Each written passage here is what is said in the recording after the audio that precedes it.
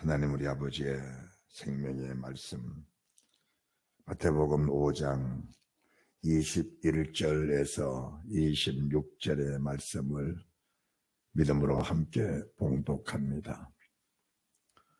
마태복음 5장 21절에서부터입니다. 옛사람 에게 말한 바 살인치 말라.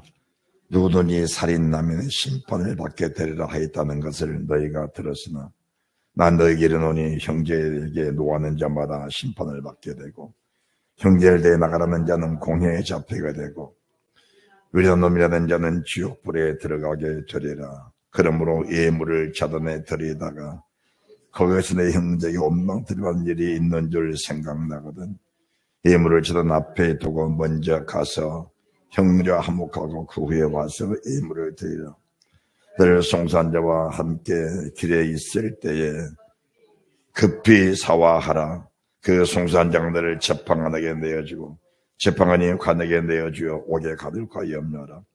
진실은 내게 이르노니 네가 호라도 남김없이 다가기 전에는 결단코 거기에서 나오지 못하리라. 아멘.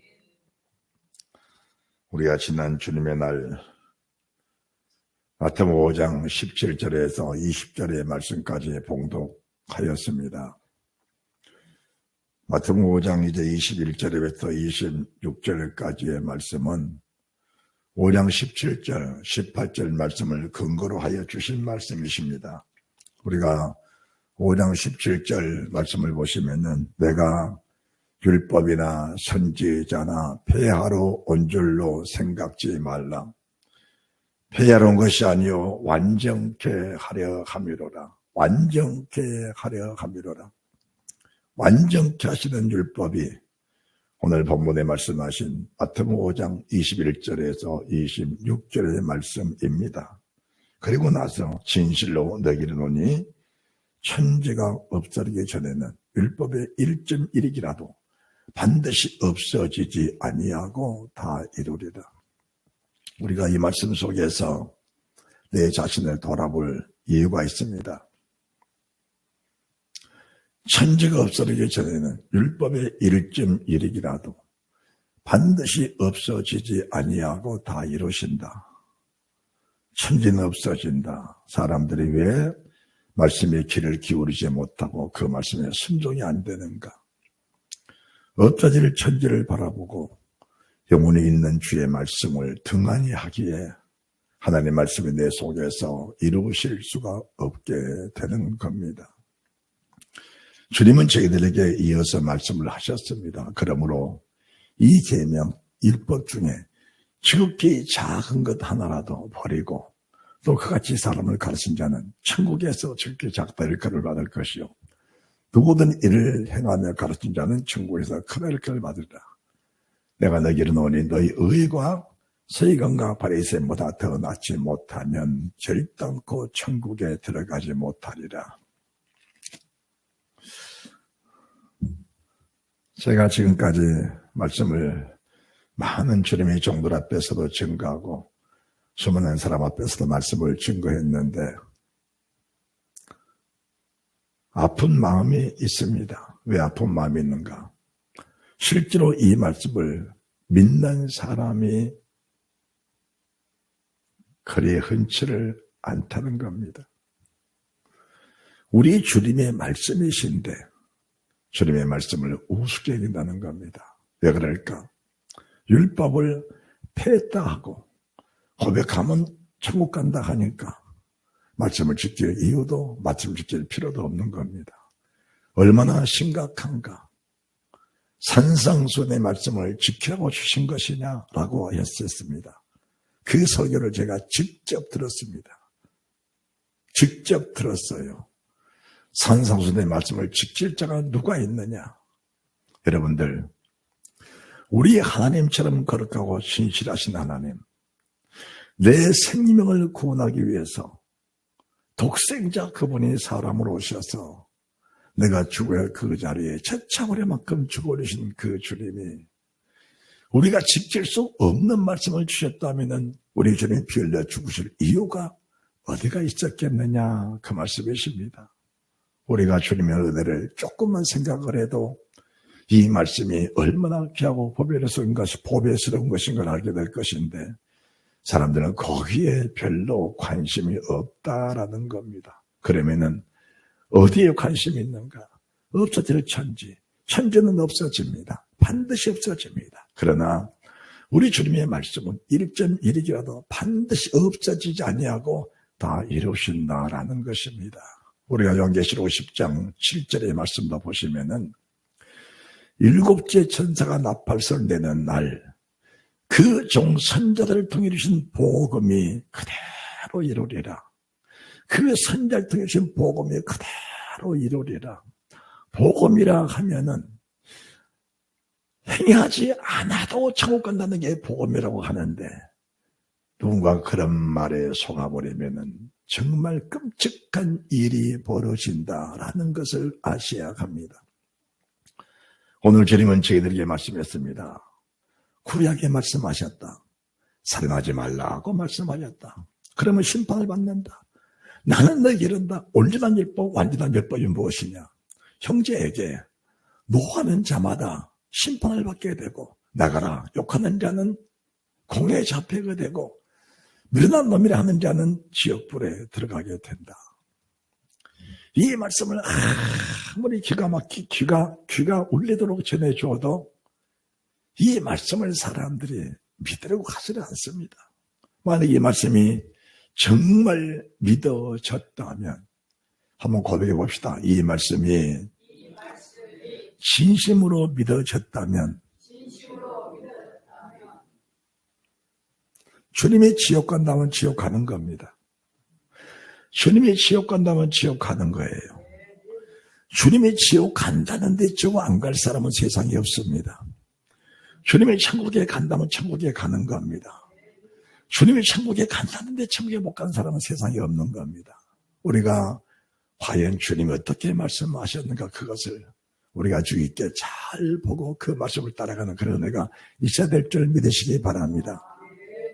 우리가 형제에게 노하면은 공의 심판을 받게 된다. 여기서 심판이나 공회나 지옥이나 같은 용어입니다. 같은 용어예요.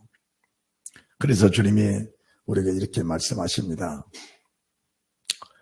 예물을 절원해 드리다가 거기서 내 형제에게 원망 들을 만한 일이 있는 줄 생각나거든 예물을 절원 앞에 두고 먼저 가서 그 형제와 화목하고 화해하고 후에 와서 예물을 드리라. 내가 너에게 이른다. 너희가 송사는 자는 내가 누군가가 감정을 가지고 그 사람과 엇박자를 막 맺고 사는 그런 상황 속에 있을 때는 그 송사한 자가 내 속에서 사망의 왕노릇 한다는 것을 말씀해 주셨습니다. 만약 그 문제를 해결하지 않으면 반드시 옥에 끌어다가 가둔다는 겁니다. 여기서 옥이 뭐냐, 옥이. 세상 감옥은 들어갔다 나올 수도 있습니다. 그러나 아버지가 정하신 그 옥이란 것은 뭔가? 옥이란 게 뭔가? 음부입니다. 뒤에 가서는 지옥불이지요. 여기 한번 들어가 버리면은 영원히 나올 수가 없는 겁니다. 그런데 이 사실이 정말 믿어진다면은 세상의 신분고화를 막론하고 감정이 있을 때, 맺혀 있을 때 무릎을 꿇고 용서를 빌지 않을까라는 것을 말씀해 드린 겁니다. 이 말씀이 안 믿어지니까 말씀은 그렇다 할지라도 내 자존심, 내 의지가 굽혀지지 않기 때문에 그 무릎을 꿇을 수가 없는 겁니다. 정말 지옥 간다는 사실이 믿어지면 자존심이 무슨 필요가 있습니까? 자기 의지가 무슨 필요가 있습니까? 내 얼굴이 무슨 필요가 있습니까? 내 신분이 무슨 필요가 있냐 그 말입니다. 정말 아버지 말씀에 믿어진다면은 세상의 모든 사람이 나보다 못한 사람은 한 사람도 없는 겁니다. 우리가 기본적으로 그 사람의 존경심이 들어가야 무릎을 꿇을 수 있는 것인데 그 사람을 나보다 천하게 여기고 업신여기고 부족하게 여기고 그 사람이 내 발 아래 있어야 맞다고 생각한다면은 쉽사리 무릎에 꿇어질 수 없는 겁니다. 이걸 그렇게 성경은 교만이라고 하는 겁니다. 교만이라고 하는 겁니다. 그 교만의 죄값은 사망입니다. 사망. 잘 알아야 됩니다. 그렇다면은 오늘이 내 형제란 말씀을 주님이 주셨는데 이 형제란 말씀 속에 두 가지 개념을 보셔야 됩니다. 첫 번째 개념은 우리 주님이 우리의 친구 되십니다. 우리 주님이. 자, 우리가 요한복음 20장. 자, 요한복음 20장 보시기 바랍니다. 요한복음 20장 17절입니다. 요한복음 20장 17절. 20장 17절. 함께 말씀을 봉독합니다. 예수께서 이르시되 나를 만지지 말라. 내가 아직 아버지께로 올라가지 못하였노라. 나는 내 형제들에게 가서 너는 내 형제들에게 가서 내가 내 아버지 곧 너희 아버지 내 하나님 곧 너희 하나님께로 올라간다 하라 하신대. 할렐루야. 자, 여기서 말씀 보면은 17절에 내 형제들에게로 가라는 겁니다. 내 제자들이 아니고 내 형제들에게로 가서 내 하나님, 너희 하나님, 내 아버지, 너희 아버지입니다. 우리가 형제라는 개념을 보면 먼저 나와 우리 주님의 관계를 먼저 잘 살펴야 합니다. 자, 히브리서 2장 11절에도 말씀을 보시기 바랍니다. 히브리서 2장 11절. 함께 봉독합니다. 거룩하게 하시는 자와 거룩하게 함을 입은 자들이 다 하나에서 난지라. 그러므로 형제라 부르시기를 부끄러워 아니하시고 이르시되 내가 주의 이름을 내 형제들에게 선포하고 내가 주를 교회 중에서 찬송하리라 하셨습니다. 주님은 우리를 주님의 형제라고 말씀을 하시는 겁니다. 주님의 형제라고 말씀하시는 거예요. 그러면은 우리 주님이 사람 몸을 입으시고 이 땅에 오셨을 때 세상에서 가장 가까운 형제가 누굴까? 주님과 가장 가까운 형제. 두말할 것도 없이 대제사장들입니다. 장로들, 서기관들입니다. 바리새인들입니다. 그런데 대제사장들이 우리 주님을 모함을 내서 끝까지 죽여버렸습니다. 그리고 거기에 장로들이, 서기관들이 공모해서 함께 연합해서 우리 주님을 죽였습니다. 왜 죽였을까? 왜 죽였을까? 간단합니다. 우리가 지난주에 말씀하신 폐해진 율법, 율법 속에는 규례법, 제사법입니다. 그 제사법을 주님 폐하러 오셨습니다.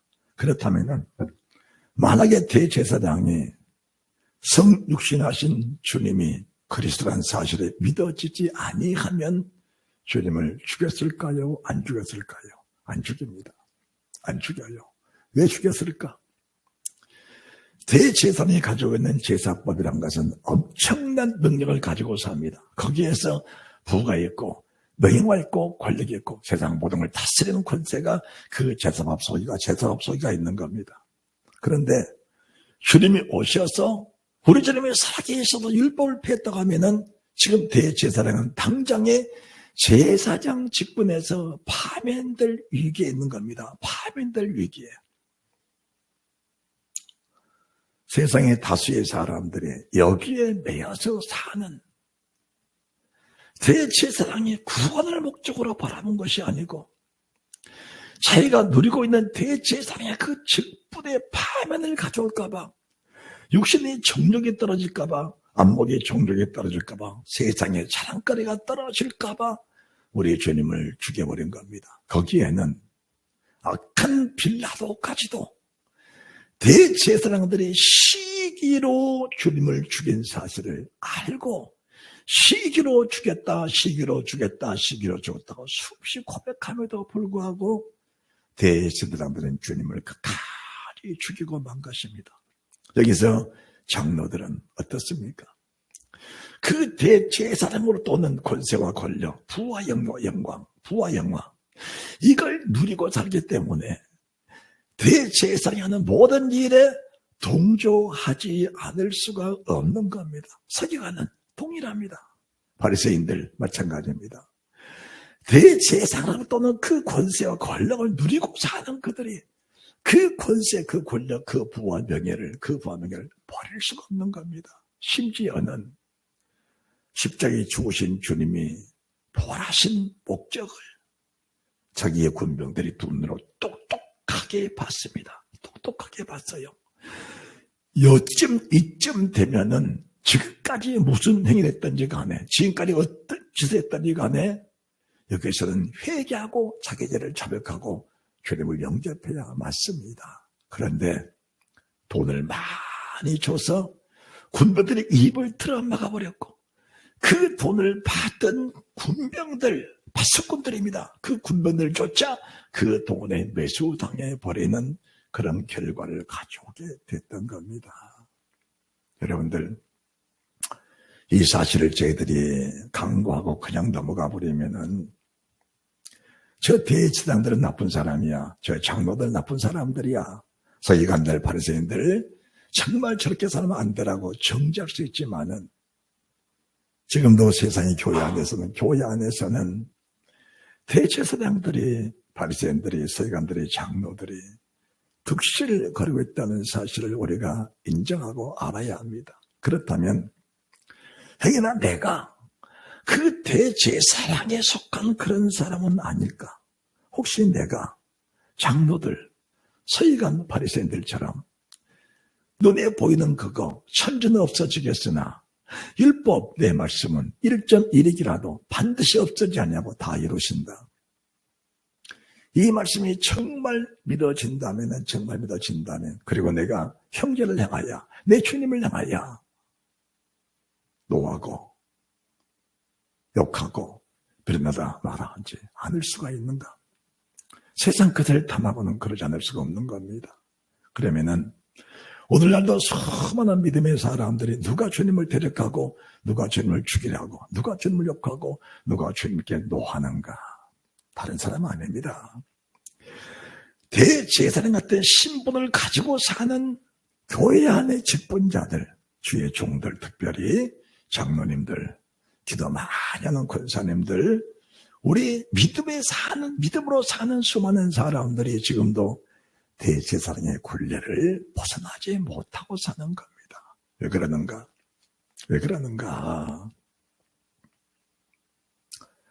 디모데전서 6장입니다. 디모데전서 6장 5절입니다. 5절.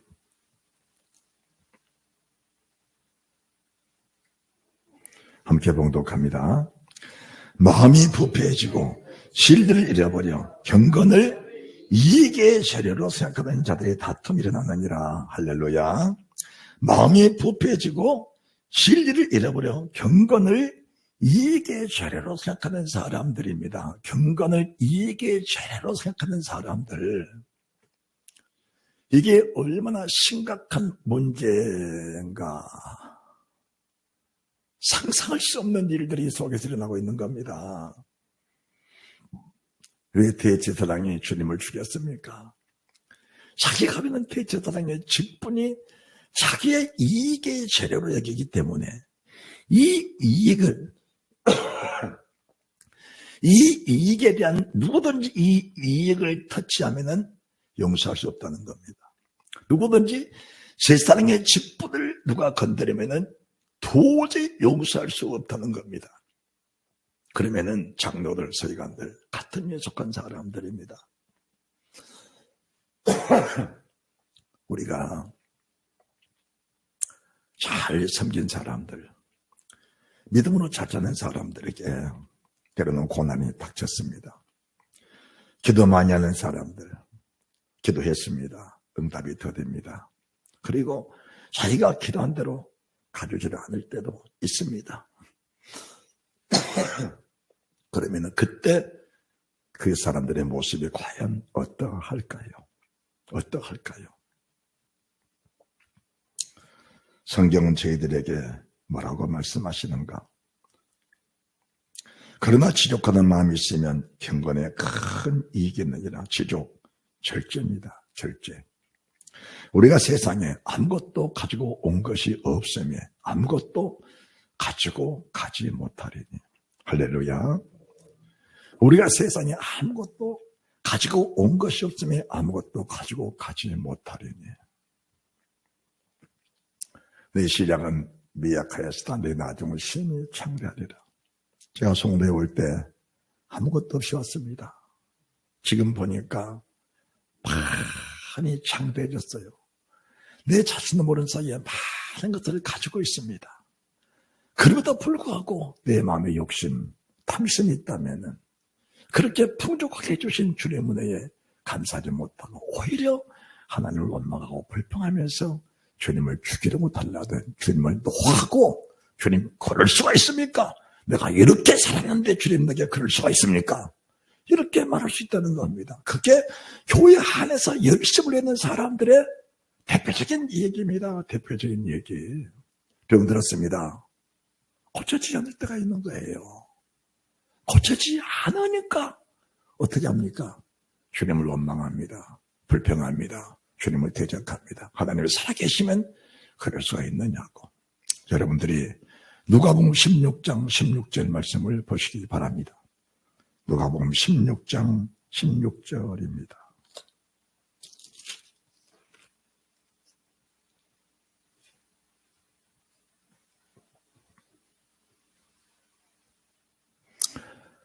함께 봉독합니다. 율법과 선지자는 요한의 때까지요.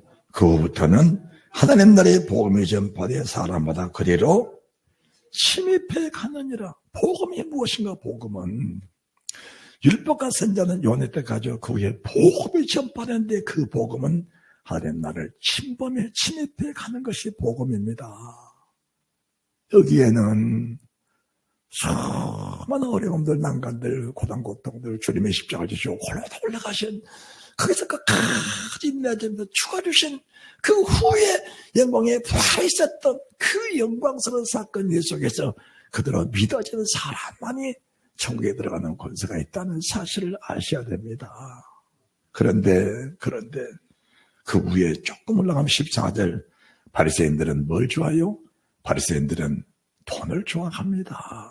돈 좋아하는 사람들 절대로 주님 말씀, 절대로 아버지 말씀, 돈 좋아하는 사람들, 천지는 없어지겠으나 천지 속에 속한 돈을 좋아하는 사람들은 이 말씀을 절대로 아멘으로 받아들일 수가 없는 겁니다. 아니, 아멘으로 받아들였다 할지라도 이런 사건, 이런 일들이 내게 닥치면은 대제사장처럼, 장로들처럼, 서기관처럼, 바리새인처럼 자기의 이득을 찾아서 가면서 주님을 매도해버리는 그런 결과를 가져오게 되는 겁니다. 그것은 현실적인 얘기라는 사실을 여러분들이 잘 받아들이셔야 합니다. 이 사실을 제대로 받아들이지 못하면 천국은 침나는 것인데 어떻게 침납니까? 주님이 오셨습니다. 대제사장들 먼저 알았습니다. 주님이 오셨다.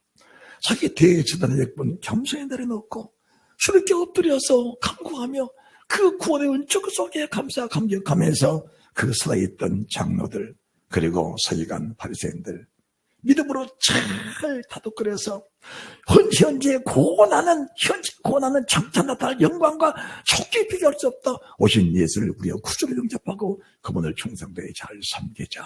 이렇게 고백해야 맞는 겁니다. 이렇게 고백해야 맞는 거예요. 그리해야 하나님 나라가 우리 속에서 온전하게 이루어진다는 사실을 믿으시기 바랍니다. 믿으시기 바랍니다. 정말 우리가 세상에 없을 것 때문에 우리 마음이 쏠리고 거기에 우리 시선이 집중되는 순간까지는 하나님의 말씀이 추억처럼 선포되고 그 말씀 내 속에 믿어지지는 않는다는 것을 말씀해 드리는 겁니다. 그렇다면 이 말씀을 저희들이 한 번도 못 들은 것은 아니잖아요. 지금까지 말씀을 수없이 들었음에도 불구하고 여전히 같은 삶을 살면서 변화되지 못했다면 내 속에 찌들어 있는 대제사장의 그 기운들 그리고 장로들의 그 기운들, 그리고 서기관 바리새인들의 그 탐심 탐욕들이 내 속에 그대로 사로잡고 있다는 사실이 믿어져야 몸살을 치면서 몸부림치면서 그들을 끊어내는 일이 있을 것인데, 거기에 애통하는 마음, 산상수 두 번째 축복, 애통하는 마음이 없다는 겁니다. 이것은 심령이 가난한 것이 아니고 육체의 가난을 가지고 주를 바라보기 때문에 주를 향하여 애통하는 마음이 들 수가 없다는 것을 말씀해 드리는 겁니다. 할렐루야, 할렐루야. 우리가 세상에 올 때는 아무것도 가져온 것이 없습니다. 갈 때도 아무것도 가져가지 못할 겁니다. 못하는 거예요. 여러분들이 한 가지 주의할 점들, 이 땅에 살면서 명칭상 주를 위하여, 명칭상 주님을 위해서 큰 일을 하겠다, 그 생각 자체를 접으셔야 됩니다. 그 생각 자체를 철저하게 접으셔야 합니다. 그 생각 자체를 접지 못하면 그 생각 자체가 첫 번째 범죄자 아담 속에 흐르는 그 원죄의 능력, 원죄의 속성이 주를 위해서라는 단어 속에 큰일 해보겠다, 거기에 내 욕심을 다 투자하는 겁니다. 그게 중요한 일인가? 결과적으로 들어가보면 대제사장의 바리새인 서기관 장로들의 그 세상적인 권력, 선악적인 욕심들이 그 속에 채워져 있다는 사실을 알게 될 것입니다. 지금 저희들이 교회를 구하고 집을 구하러 다닙니다. 경매 물건 속에 나오는 집들이 참 싸게 나온 집들이 많아요. 아주 좋은 집들이에요.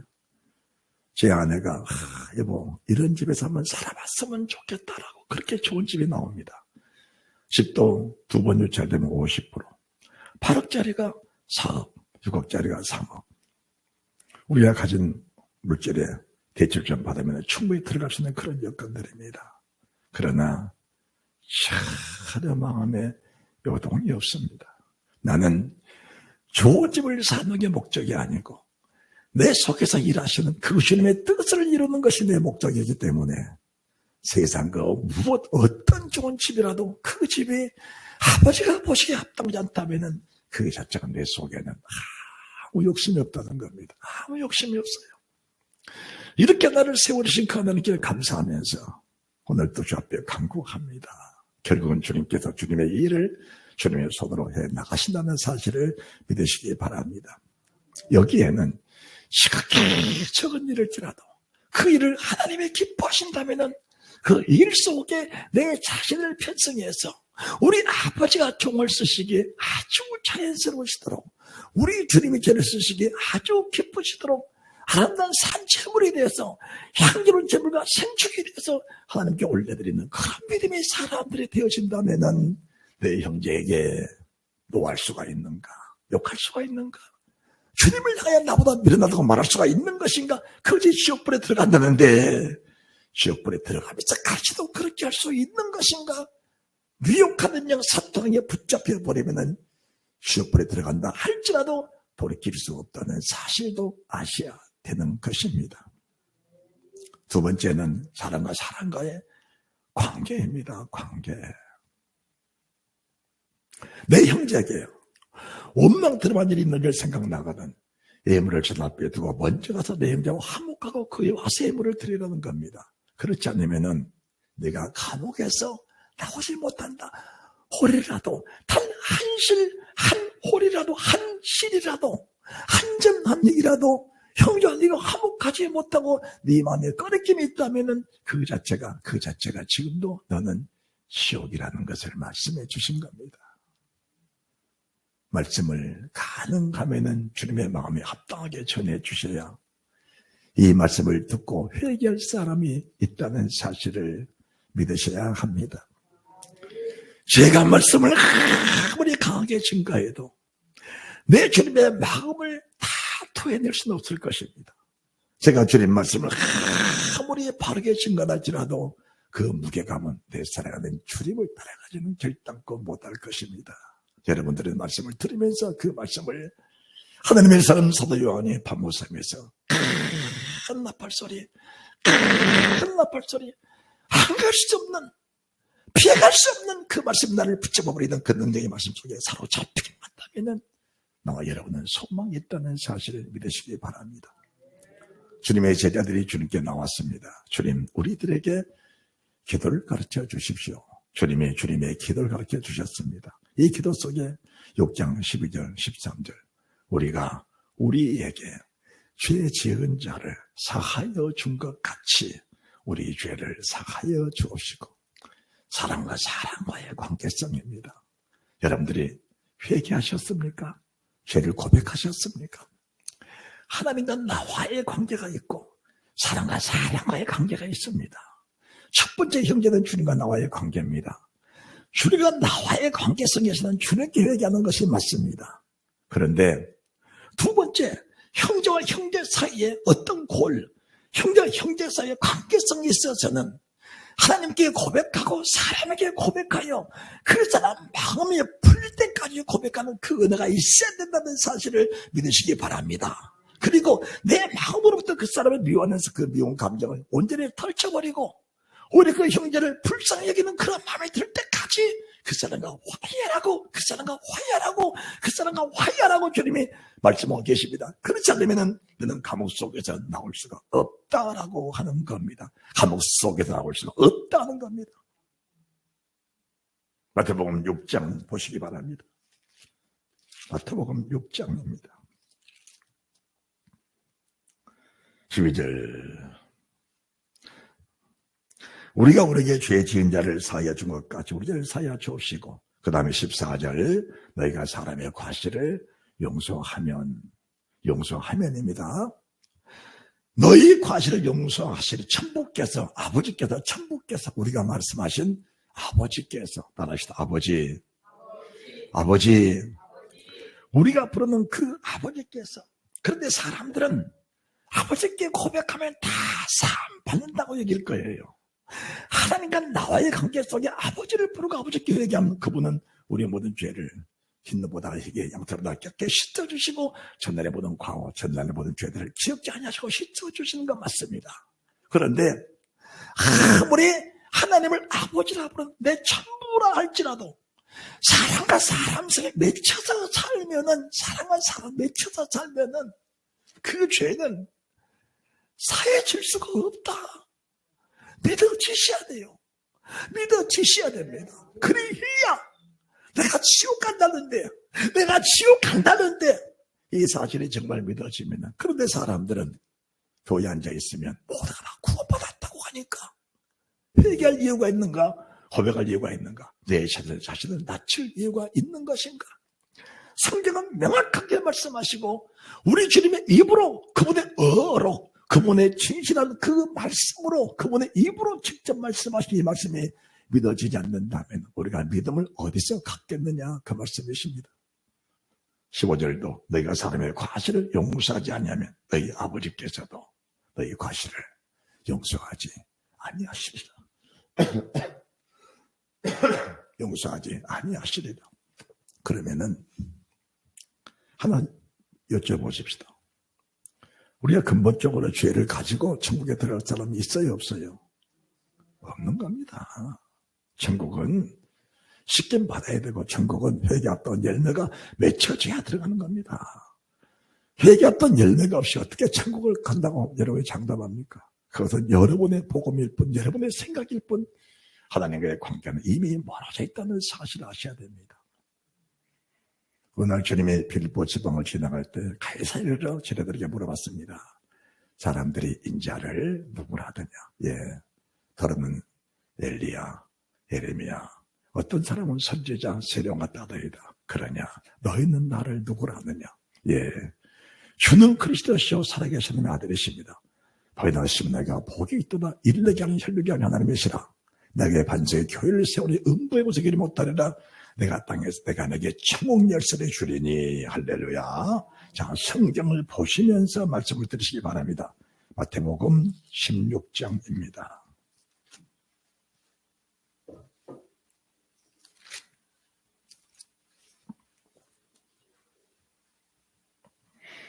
(18절) 또박또박 봉독합니다. 시작.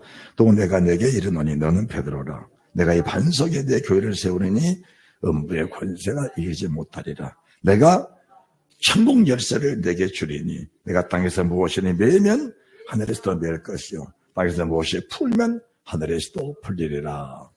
이 말씀을 여러분들이 주의 깊게 잘 들어야 합니다.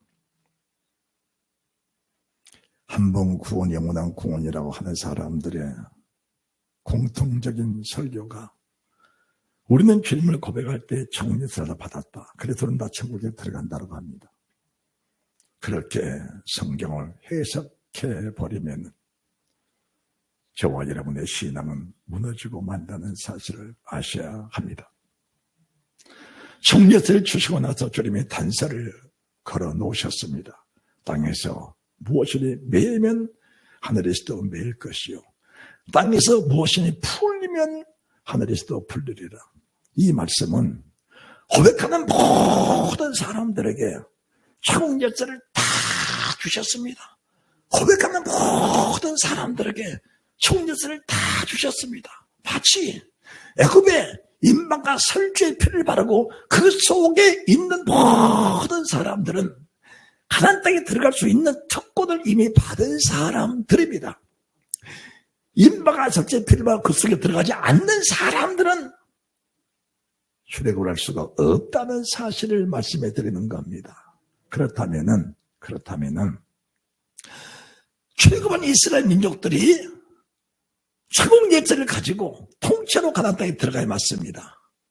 그런데 가나안 땅에 들어간 사람이 과연 얼마나 있었습니까, 여러분들?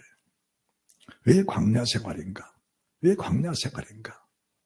이 광야 생활은 교회 생활과 똑같은 겁니다. 똑같은 거예요.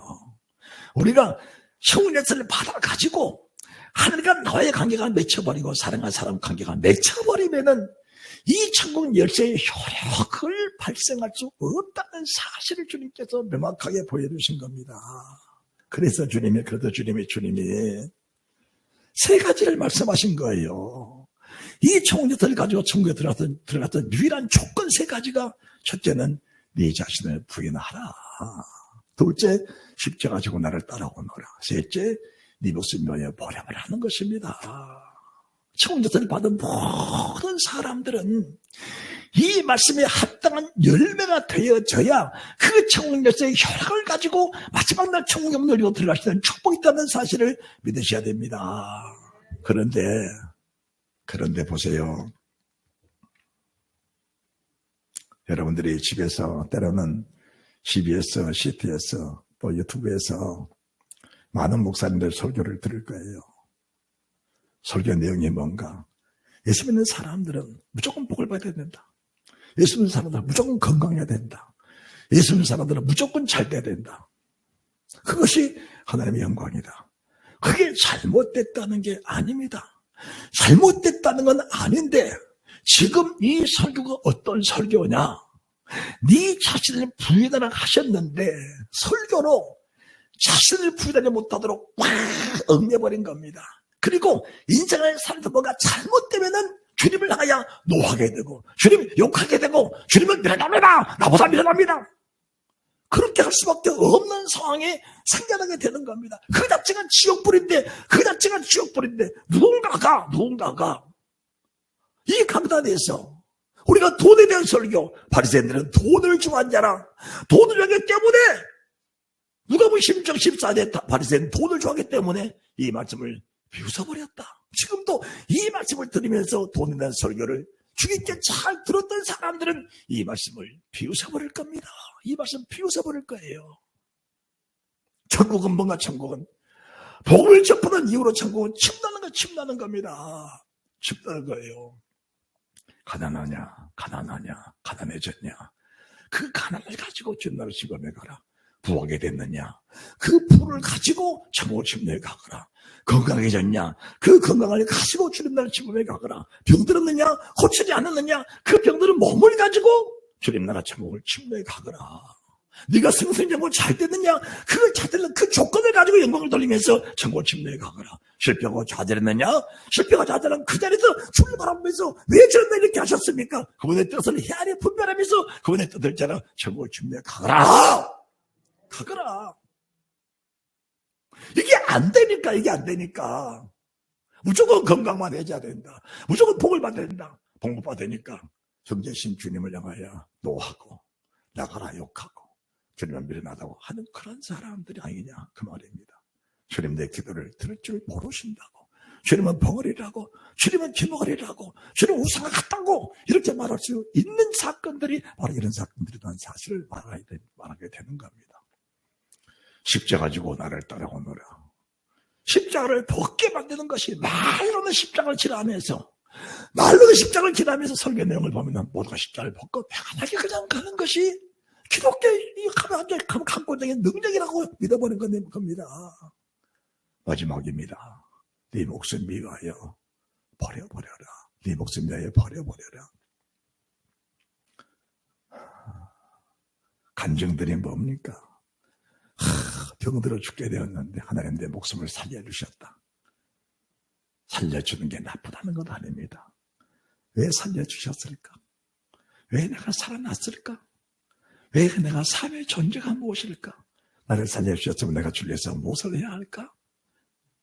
맨 어떤 답이 없는 육신의 삶은 사는 것이 아니라는 사실입니다. 주님 일을 하지 않냐면 차라리 목회를 은퇴하면서 주님 나를 그냥 데려가 주십시오. 밥만 먹고 살고 세상 놀이하고 사는 것이 사는 것입니까? 그런 삶에 의미가 없습니다. 그런 삶에 의미가 없습니다. 주를 위해서 생축이 되고 관자가 돼서 아버지 앞에 바쳐진 삶만 된다면 어떤 상황 속에서도 하나님의 종은 만족하고 감사하고 감격에 붙잡혀 살 것입니다. 하나님 나를 그 길로 이끌어가 주옵소서. 세상의 어둠 속에 있는 이들을 건져내는 축복들, 흑암에 잡혀 사는 저 미련한 주의 백성들 건져내서 하나님 올려드릴 수 있는 그 은혜, 그 능력을 허락하여 주옵소서. 할렐루야. 여러분들이 말씀을 들으시면서 여러분의 자신들을 잘 분별할 수 있는 그런 지혜들이 있으시기 바랍니다. 끝으로 마태복음 18장, 주님이 어린아이를 세우시면서 어린아이와 같이 되자면 천국에 못 들어간다고 하셨을 때 제자들이 이렇게 고백을 했습니다. 주님, 내가 몇 번이나 용서하면 천국에 들어갈 수 있겠습니까? 내가 저를 향하여 7번 용서할까요? 7번 용서할까요? 주님 뭘 하셨습니까? 이런 것이 7번이라도 용서를 하라고 하셨습니다. 용서는 내가 하는 것이 아닙니다. 내 안에 계신 내 주님이 나를 살리시려고 용서하고 싶은 마음을 주신 겁니다. 용서는 내가 하는 게 아니야. 육신의 생각을 어떻게 그 원수 같은 사람을 용서합니까? 그러면서 1만 달란트 빚진 자, 100달러 빚진 자 말씀하셨습니다. 1만 달란트, 한 달란트가 금 9,000돈입니다. 금 9,000돈. 금 한 돈에 30만 원이라면은 한 달란트는 27억입니다. 27억인데 27억이 1만 달란트면 27조 원입니다. 27조 원. 27조에 속한 그 은혜를 나와 여러분이 지금 누리고 사는 것이 믿음의 사람의 진정한 모습입니다. 그런데 100데나리온, 한 데나리온 하루품 장등의 품삯입니다. 20만 원 잡더라도 2천만 원. 그 동물을, 그 친구를 만났습니다. 목을 잡고 끌고 갑니다. 매질하고 때리고 옥에다가 가둬버립니다. 그 사실을 보고 있던 옆에 친구들이 주님께 가서 이 사실을 고했습니다. 주님 뭐라 하십니까? 내가 빌기에 내가 1만 달란트 빚을 다 탕감해 줬는데 네 친구 100데나리온 2천만 원 되는 빚을 네가 갚아줄 수 없었더냐? 다시 이래 불러오너라. 불러오니까 내가 내게 탕감해준 모든 빚을 내가 다시 다 절하고 그에게 1만 달란트 빚을 다시 맡겨버리는 그 주님의 모습을 보게 되는 겁니다. 여러분들 형제를 용서하지 못한 것이 얼마나 큰 죄악인지 알아야 되는 거예요. 우리가 주께 받은 은혜는 27조 원. 갚을 길이 없는 그분의 은혜를 입었습니다. 도저히 보답할 수 없는 그 은혜를 우리가 입고 산 겁니다. 그 은혜를 모르는 자는 구원의 소망이 그 속에 처음부터 없다는 것을 말씀해 주신 겁니다. 그 사람을 정죄한 것이 아니고 천지창조주 하나님이 이 세상에 오셔서 정말 나 같은 저는 그를 불러서 내가 저 십자가 그 자리에 주님이 대신 죽어주시면서 나를 피 흘려주신 그분의 은혜, 그 피로 내가 씻김을 받았다면서요. 그 보일로 구원받았다면서요. 그분의 은혜를 구원받았다면서요. 그 은혜를 모르고 입으로만 고백하는 그 사람에게 주시는 하나님의 형벌이 오늘 본문에 마태복음 18장에 기록하신 이 말씀이라는 사실이 믿어지시기 바랍니다. 할렐루야.